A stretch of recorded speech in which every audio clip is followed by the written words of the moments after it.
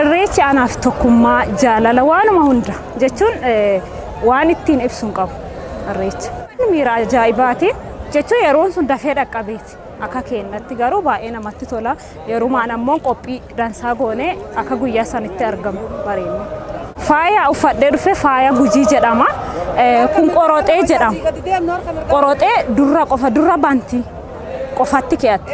Kullee lolaasa jedhama. Kanas akkasuma durra bantii qofatti keeyatti. Asii dhufne kuushii jedhama. Kun injirree mormaati. Kun injirree kallachaati. Kun callee, kun qacuu. Gaafa mana baatu durri heerumiisaa fi dhadhaa asitti keeyatti. Kun ammoo shinshinii jedhama. Shinshinii haadholiin kenna duri ka itti uffatanu shinshinii jedhama. Kana shaarbiin akkaataa gosa lamaan hidhatama. Akkasi gaafa durri hidhattu waarii gaafa baatu.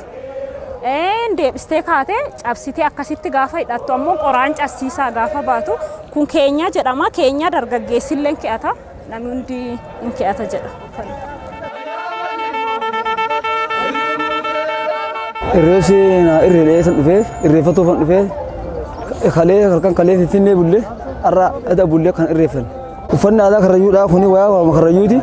Gofura ogeessa hojjeta. Guddifnee ogeessa tolchee dhadhaa dibnee feeranii fila isaa kun kana. Kanaaf fillee baqasinee akka tarkaratti fille. Fillee tolchinee gadhanne kana adii kana waan irra keenyaa fi akka warra gadaati. Kanaan beekame jechuudha. Ombo keessa akka deemullee Oromoo bal'aatiire kana keessa deemu kanaan beekameeti wal qabee kootu yaama. Adii kana qabaate keenya jechuudha. Mallattoo isaati. Uffanni aadaa keenyaa kanuma marxooni kanuma shamasheen adiidha. Wal fakkeessinee addeessinee tolchina. Kun harooressa. Yeroo malkaa baanu qabanna. Aggaa fuudhati ni qabanna. Kuni boffee jama wayaan. Wayaa boffee ma kuni maamudii jama. Maamudii abbaa gadaa jama. Abbaa gadaa fira qaba. Aadaa keenya ni jaalanna. Uffanni keenya garuu kanuma addeessineetuma jirru uffata kaan kaayanu kanumaan deemne jechuudha. Yeroo hunda aggaa malkaa baanus aggaa fuudhas kanumaan deemne jechuudha. Irreessi irreeteenna jaalala tokkummaadha ijaarsa. Kun siinqee aadaa Oromooti. Dubartoonni wayita manaa baatu siinqee qabattee manaa baati. Yeroo cidha deemtullee yeroo lolli wayii ka'ee araara deemtullee siinqee tana qabattee manaa baati. Siinqee waraana beeraa jedhamti.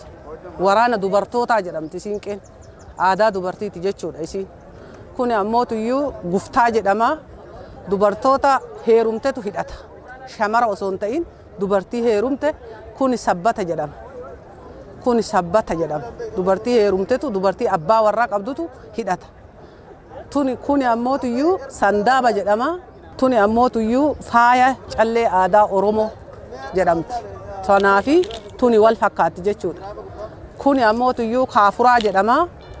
Yeroo akka ammaatitti nikaaha hidhatan kana fidan shamara dur kana fidaniif amma ammoo aadaa Oromootitti deebi'eet kaafuraa jedhama. Kunillee sabbata jedhama. Haawwatitu iyyuu mul'iin hidhata. Gaabii gubbarraan uffadhu qabaa dhiifama natti oo'eetinii waliin maree shaanxaa keessa kaa'ee kan itti maradhe iskaarbii jechuudha tun. Hundi keessan irreecha akka hafne isiniin jedha baay'ee namatti tola.